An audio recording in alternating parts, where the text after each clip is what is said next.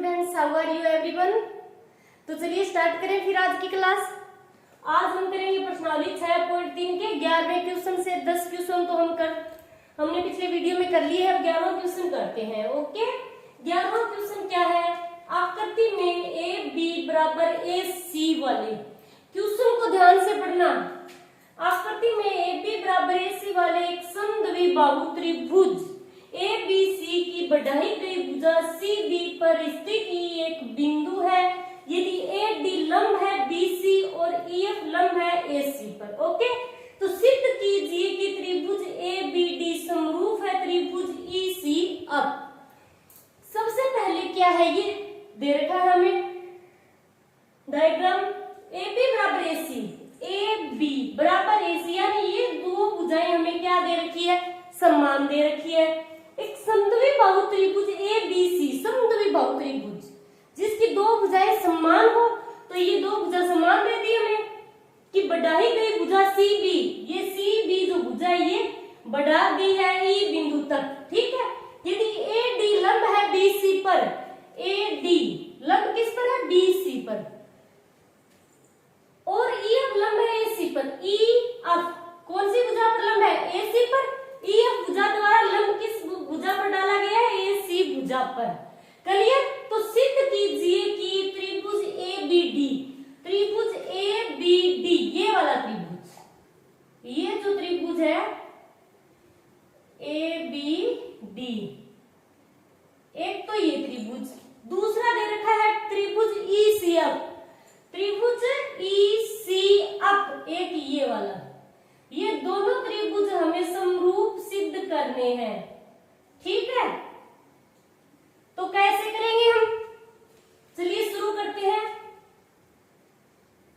बहुत ही आसान सा क्वेश्चन है, घबराने वाली बात नहीं है। सबसे पहले हम क्या लिखेंगे? जो हमें दिया है। क्लियर? तो सबसे पहले लिख देते हैं दिया है। यदि क्वेश्चन को आप स्टेप बाय स्टेप अच्छे ढंग से करोगे तो मार्क्स आपको अच्छे ही मिलेंगे। ठीक है, दिया है, दिया हमें क्या है कि ए बी बराबर ए सी वाले एक समद्विबाहु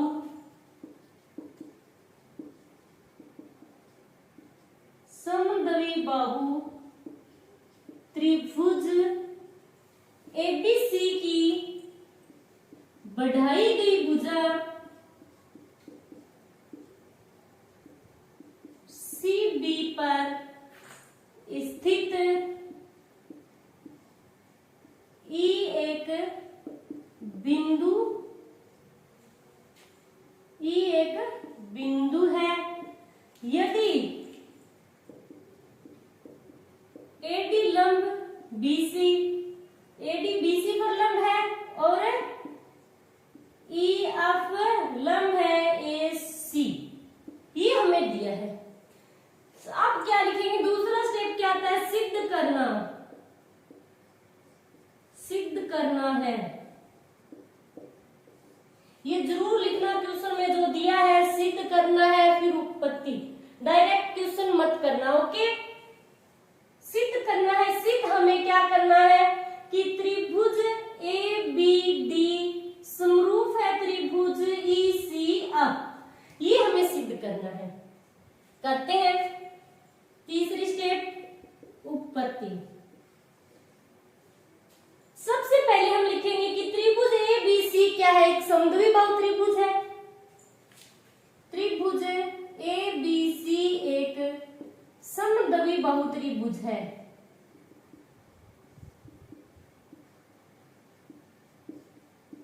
समद्विबाहु त्रिभुज है तो क्या होगा कि ए बी बराबर ए सी हमें दिया है। ठीक है, ए बी बराबर ए सी दिया है। ए बी बराबर समद्विबाहु त्रिभुज की दो भुजाएं समान तो होती है। ठीक है, लेकिन हमें क्वेश्चन में ये भी दे रखा है कि कौन कौन सी भुजाएं समान है। ए बी बराबर ए सी, ये दो भुजाएं क्या है? समान है। ए बी और ए सी, ये दोनों भुजाएं हमें समान दे रखी है। ठीक है, और त्रिभुज में जब दो समान भुजाएं होती है तो समान भुजाओं के जो सम्मुख कोण होते हैं वो क्या होते हैं? हमेशा बराबर होते हैं। तो ए बी भुजा ये है हमारी ए बी के सम्मुख कोण कौन सा होगा? ए बी भुजा। ये वाली भुजा, इसका सम्मुख कोण कौन सा होगा? कोण सी, यही तो होगा। एबी भुजा का सम्मुख कोण सी होगा और दूसरी भुजा बराबर कौन सी दे रखी है हमें? एबी बराबर एसी, ये वाली भुजा एसी। तो एसी का सम्मुख कोण कौन सा होगा? जो एकदम सामने हो, सम्मुख सामने हो। तो एबी एसी का सामने वाला कोण कौन सा है? कोण बी। यानी कोण बी और कोण सी क्या होंगे? समान होंगे। ठीक है, तो अब हम बात करते हैं त्रिभुज कौन से समरूप सिद्ध करने हैं? त्रिभुज ए बी डी और त्रिभुज ई सी अप से। ठीक है, अब त्रिभुज ए बी डी और त्रिभुज ई सी अप, ए बी डी और ई सी अप, ये वाला त्रिभुज है। तो सबसे पहले हम लिखेंगे कि कोण, जो हमने अभी मैंने आपको बताया है कि कोण सामने वाली जो भुजाएं समान होती है त्रिभुज की, उसके समूह कोण हमेशा क्या होते हैं? बराबर होते हैं। तो एबी का समूह कोण कौन सा है? सी। तो ये तो आ गया त्रिभुज ई सी अप में, और दूसरा कोण बी, तो ये आ गया एबीडी में। तो कोण बी और सी क्या हो गए? दोनों त्रिभुजों में समान हो गए। तो हम लिखेंगे कि त्रिभुज ए कोण ए बी डी, एक तो कौन सा कोण समान है? ए बी डी समान होगा कौन से कोण के बराबर होगा? ईसीएफ, ईसीएफ के बराबर होगा। अब क्या लिखेंगे हम यहाँ पर कि समान भुजाओं के सम्मुख कोण क्या होते हैं? बराबर होते हैं। समान भुजाओं के सम्मुख कोण बराबर होते हैं। अब एक तो ये कोण हो गया बराबर, ठीक है, दोनों में। अब दूसरा कोण कौन सा होगा जो बराबर है? एक ये देखना, अब ये क्या है? लंब है, तो 90 डिग्री का कोण है। यहाँ पर कोण अब क्या है? 90 डिग्री। और कोण डी क्या है? तो ए बी डी में तो कोण डी है 90 डिग्री, और ई सी अप में कोण अप है 90 डिग्री। दोनों त्रिभुजों में 90-90 डिग्री के कोण भी है। तो एक ये हो जाएगा कि कोण ए डी बी, कोण ए डी बी, ठीक है। जो कोण बराबर है वो कोण हम ले रहे हैं, तो उसका क्या आएगा? ये डी कोण बीच में। नाम के हमेशा बीच में वही कोण आता है जिस कोण को हम प्रदर्शित करना चाहते हैं। यानी डी कोण, हम डी कोण बता रहे हैं यहाँ पर, तो डी बीच में आएगा। ए डी बी, डी कोण बराबर है तो डी हमें बीच में लेना है। दूसरा कौन सा है? कौन से कोण के बराबर है? कोण ए डी बी बराबर है कोण अप, तो अप हम बीच में लेंगे। अप है 90 डिग्री का, तो ई अप सी, या लिख सकते हो सी अप ई, जैसी आपकी मर्जी हो। ई अप सी, ई अप सी। अब लिख देना कि प्रत्येक 90 डिग्री, ठीक है, लिखना जरूर ब्रैकेट में। कारण क्या है? ओके, तो ये दो कोण हमने बराबर सिद्ध कर दिए। तो इस दोनों त्रिभुज समरूप हो गए। कौन सी समरूपता कसौटी से? ए ए, यानी कोण कोण समरूपता से दोनों त्रिभुज समरूप है। अब हम लिखेंगे चूंकि त्रिभुज कौन कौन से समरूप सिद्ध किया है? त्रिभुज ए बी डी समरूप है त्रिभुज ई सी एफ। यहां पर लिख देना कि ए समरूपता से। क्लियर? कोई डाउट नहीं? अब 12वां क्वेश्चन देखते हैं। ठीक है, 12वां क्या है? एक त्रिभुज ए बी सी की भुजाएं, एक त्रिभुज ए बी सी की भुजाएं ए बी और बी सी, ए बी और बी सी तथा माध्यिका ए डी। एक अन्य त्रिभुज कौन सा है? पी क्यू आर की भुजाओं पी क्यू और क्यू आर तथा माध्यिका पी एम के समानुपाती है। इन तीनों भुजाओं का अनुपात क्या दे रखा है? हमें समान दे रखा है। ठीक है, क्वेश्चन को आप यदि अच्छे तरीके से क्वेश्चन को पढ़ोगे तो आप ऑटोमेटिक आंसर आपके माइंड में फिट हो जाएगा।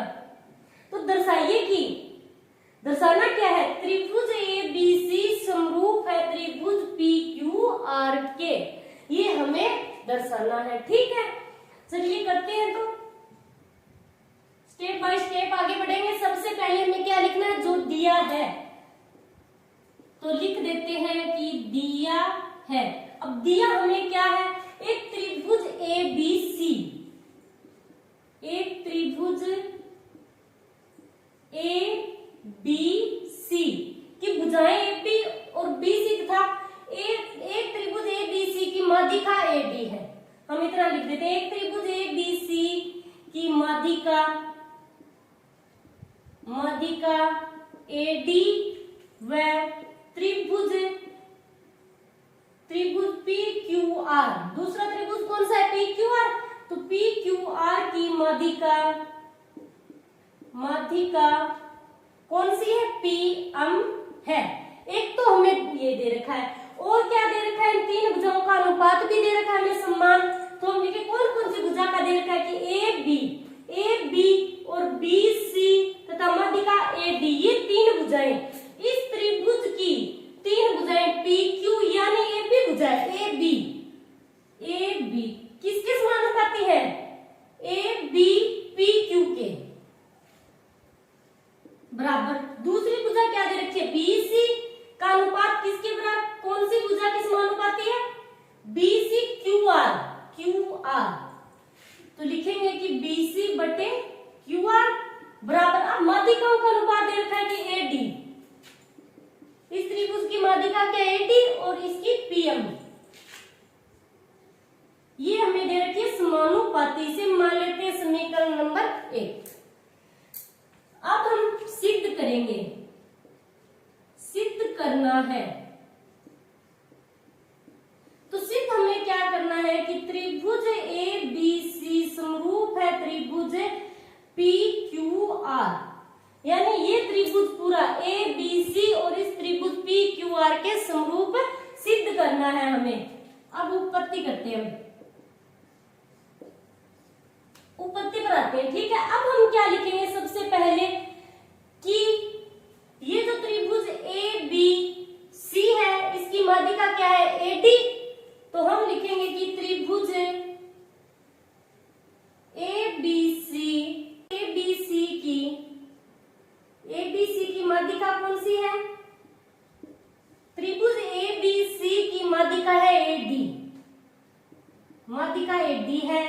अब त्रिभुज एबीसी की माध्यिका ए डी है, माध्यिका का मतलब क्या है कि बीसी का जो मध्य बिंदु है उस पर आकर ये माध्यिका मिल रही है, मध्य बिंदु से मिल रही है, ए से चलती हुई डी पॉइंट पर, यानी बीसी का मध्य बिंदु है ये। माध्यिका कौन सी होती है, जो भुजा के बिल्कुल मध्य पॉइंट पर आकर मिलती है। तो ये एडी क्या है, बीसी भुजा का मध्य बिंदु हो गया। अब मध्य बिंदु हो गया तो बीडी बराबर डीसी तो होगा, ये दोनों भुजाएं तो बराबर होगी क्योंकि ये मध्य बिंदु पर मिल रही है। तो त्रिभुज एबीसी की माध्यिका एडी है, तो क्या होगा कि बीडी बराबर होगी डीसी, ये दोनों भुजाएं तो बराबर होगी, बीडी बराबर डीसी। अब क्या होगा कि ये तो बीडी बराबर डीसी है, ठीक है।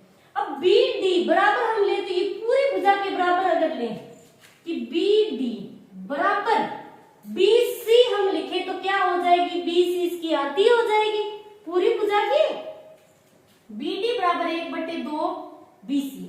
हम लिख सकते हैं ऐसे कि बीडी के बराबर बीसी को हम करें तो कैसे करें, बीसी क्या है, बीडी की आधी है, तो हमने 1/2 बीसी लिख दिया, चलेगा। ये हो गई समीकरण नंबर 16। थोड़ा आगे और करते हैं 16 इसको। अब हम क्या करेंगे, तिरछा मल्टीप्लाई कराएंगे तो 2 बीडी बराबर क्या आएगा, बीसी, ठीक है। ये त्रिछा मल्टीप्लाई करा दिया हमने तो 2 बीडी हो गया बराबर बीसी, इसे हम मानते हैं समीकरण नंबर 2। क्लियर। अब इसके बाद हम दूसरे त्रिभुज की बात करते हैं, त्रिभुज पी क्यू आर की माध्यिका क्या है, पीएम, ठीक है। त्रिभुज पी क्यू आर की माध्यिका पीएम है, पीएम है, तो क्या होगा कि क्यूएम बराबर किसकी होगी, एमआर के, क्योंकि ये माध्यिका मध्य पॉइंट है इसका। तो हम लिखेंगे कि क्यूएम बराबर एमआर, ठीक है।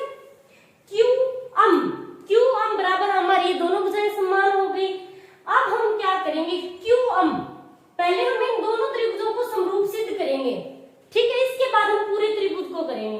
तो हमें खाली क्यूएम का मान निकालना है, ठीक है। पहले वाले में हमने बीडी का निकाला, तो बीडी का मान कैसे निकाला हमने, बीडी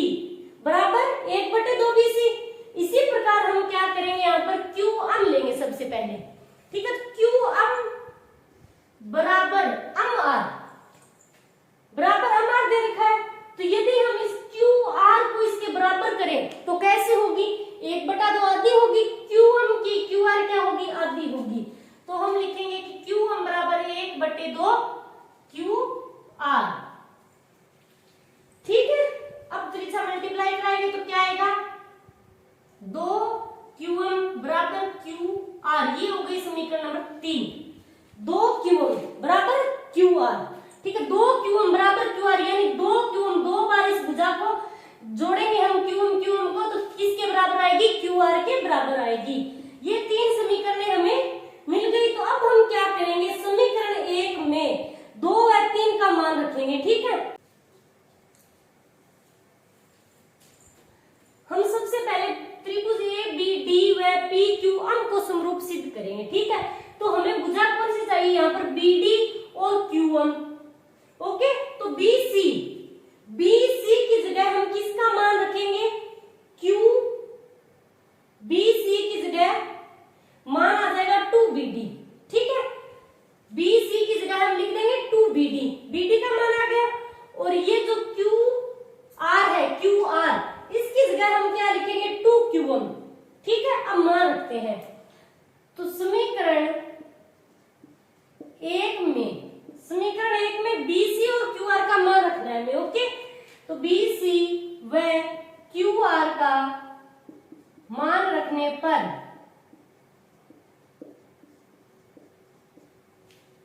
अब रखते हैं, तो AB बटे PQ, यहाँ पर आप सबसे पहले लिख देना कि त्रिभुज के सबसे पहले त्रिभुज ABD व PQM को समरूप सिद्ध करेंगे।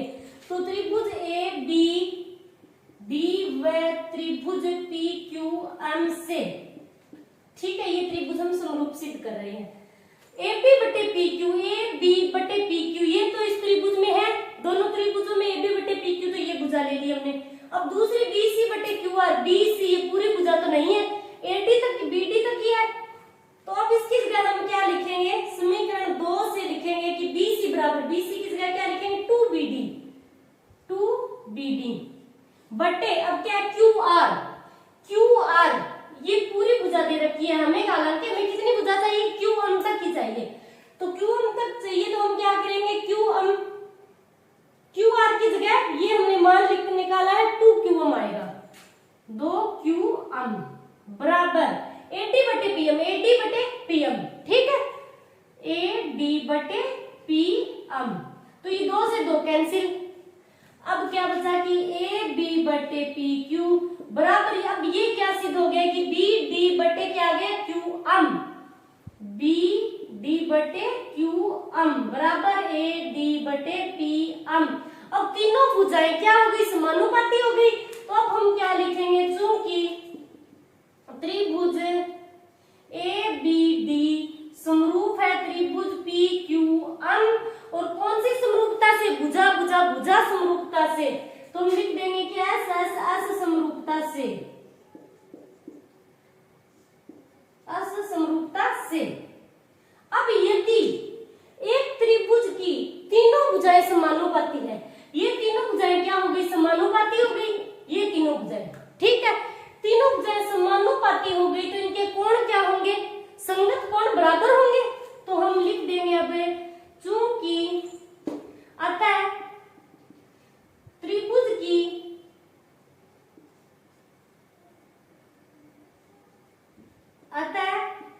की तीनों भुजाएं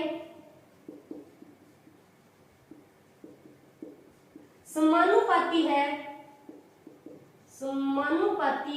हो, तो उनके संगत कोण बराबर होते हैं।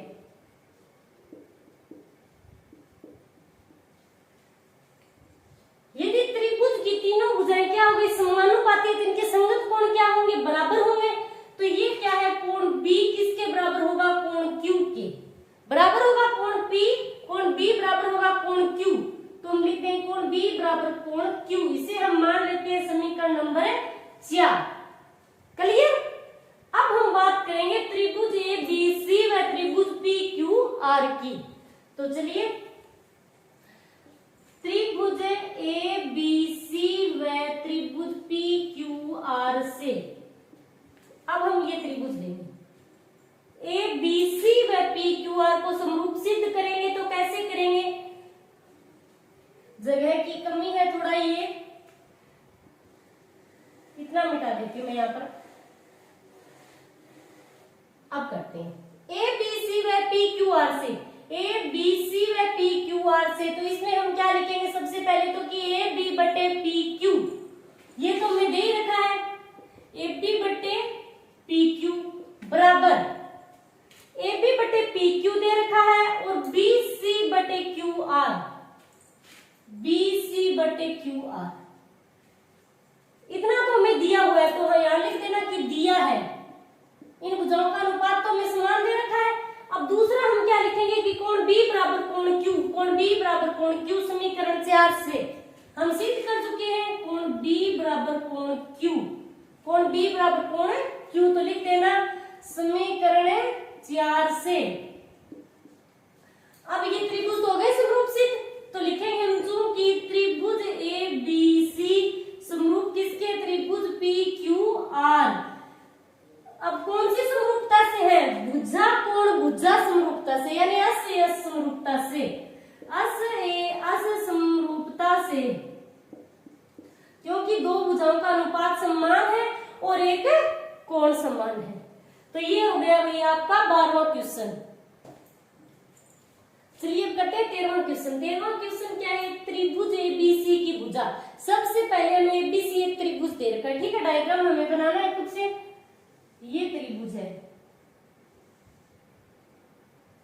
ए बी सी, इतना काम हो गया। एबीसी की भुजा बीसी पर स्थित बिंदु डी इस प्रकार स्थित है, स्थित बिंदु बीसी पर स्थित बिंदु डी इस प्रकार स्थित है कि ए डी सी, इस भुजा को मिलाना है डी, तो A D B, A D C, A D C, एक तो ये कोण, कोण ए डी सी यानी ये कोण, एक तो ए डी सी और बराबर है कोण बी ए सी, बी ए सी पूरा कोण, यानी ये जो कोण है इस पूरे कोण के बराबर है ए के, ठीक है।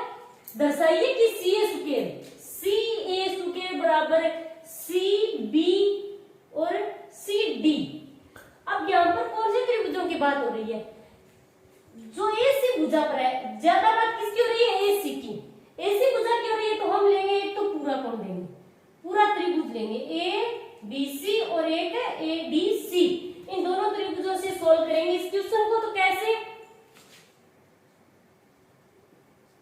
अब सबसे पहले हमने जो दिया है वो लिख देते हैं। दिया है तो दिया क्या है, एक त्रिभुज है, एक त्रिभुज है ए बी सी की भुजा बी सी पर स्थित बिंदु डी इस प्रकार स्थित है कि कोण ए डी सी बराबर कोण बी ए सी है।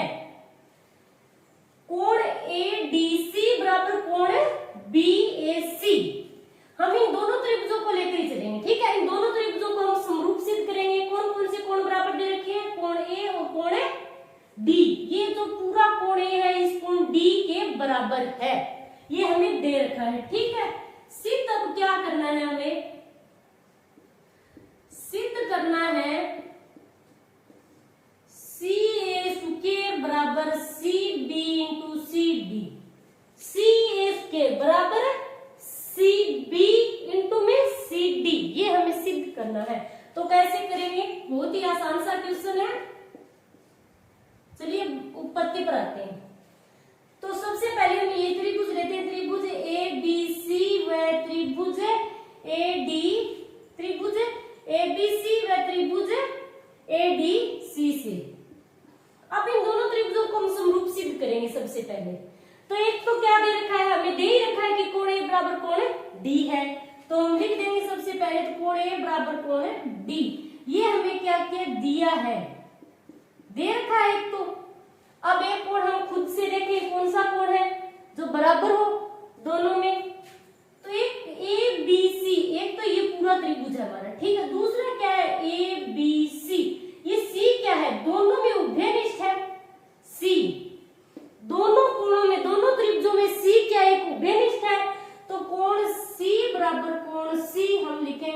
उभयनिष्ठ, कारण जरूर लिख देना ब्रैकेट में, उभयनिष्ठ कोण।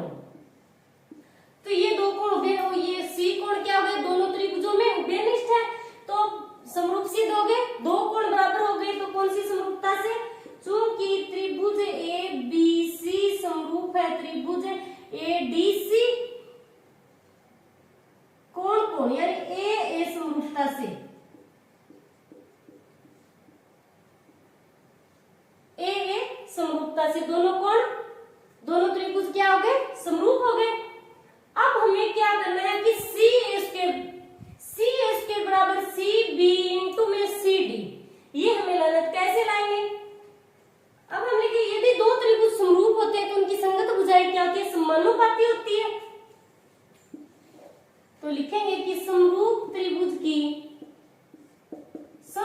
त्रिभुजों की चूंकि समरूप त्रिभुजों की संगत भुजाएं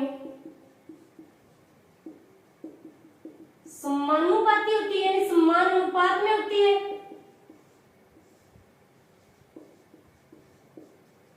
समानुपाती होती है, ठीक है। अब हमें क्या करना है, भुजाओं समानुपाती भुजाएं लिखेंगे हम। हमें थोड़ा सा दिमाग लगाने की जरूरत है कि हम कैसे लिखें कि सी ए स्क्वायर बराबर सी पी इंटू में सी डी आई, प्रकार लिखें कि सी ए स्क्वायर आई, यानी सबसे पहले हम भुजा सी ए ले लेंगे। तो सी ए का अनुपात भुजा सी ए, एक तो हमने दो त्रिभुज लिए थे, कौन कौन से समरूप सिद्ध किए हमने, ए बी सी। एक तो ये बड़े वाला त्रिभुज और एक ए डी सी, ये दोनों त्रिभुज हमने समरूप सिद्ध किए हैं, यानी एक तो ये त्रिभुज है और एक ये त्रिभुज, एक तो ये और एक पूरा त्रिभुज। तो हम लिख सकते हैं कि सी ए बटे सी डी लिख सकते हैं, हमें सी डी भी चाहिए यहाँ पर। तो सी ए बटे हमने लिख दिया कि सी डी, अनुपात तो समान ही होगा, दोनों कोण हमने दोनों त्रिभुज समरूप सिद्ध कर दिए तो इनका अनुपात समान होगा, बराबर।